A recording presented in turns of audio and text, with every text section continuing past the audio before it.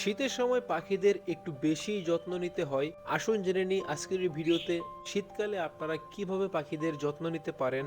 প্রথমেই শীতের রাতে পাখির পানির পটগুলোকে বের করে ফেলবেন এবং সকালবেলা নতুন করে কুসুম গরম পানি খেতে দিতে পারেন। দ্বিতীয়ত, সিড মিক্সের সাথে গুজি তিল, তিসি, সূর্যমুখী, সরিষার দানা, ক্যানারি, হ্যামশিট এগুলো যোগ করতে পারেন। বিকালের পর যেদিক থেকে বাতাস আসে দরজা জানালা লাগিয়ে দিতে পারেন এবং যদি পাখির ঘরটা আপনার বারান্দায় থাকে তাহলে অবশ্যই সেখানে চট বা যে পলিথিন থাকে সেগুলোকে ব্যবহার করতে পারেন। পাখিকে একদিন পর পর 1 ফুট দিতে পারেন, সফট ফুড দিতে পারেন। তারপর পাখির ঘরে আপনারা 100 ওয়াটের বাল্বগুলো থাকে সেগুলো জ্বালিয়ে রাখতে পারেন, এতে ঘরটা হিট হবে। এরপর আপনারা পাখির পানিতে ভিটামিন সি যুক্ত খাবার যেমন লেবুর রস, জাম্বুরার রস, কমলার রস এগুলো সপ্তাহে 2-1 দিন দিতে পারেন। তাছাড়া ভিটামিন সি পাখির সর্দি, জ্বর এগুলো নিয়ন্ত্রণ করে। এরপর ভিটামিন এ যুক্ত খাবার যেমন মিষ্টি কুমড়া বেশি। এরপর কেলপ্লেক্স, হিপ্রাচক, অ্যামাইনো এই 2টি মেডিসিন ব্যবহার করতে পারেন সপ্তাহে 2-1 দিন। তাছাড়া দিনের বেলা পাখির ঘরে যাতে রোদ, আলো, বাতাস প্রবেশ করতে পারে সেদিকে খেয়াল রাখতে পারেন।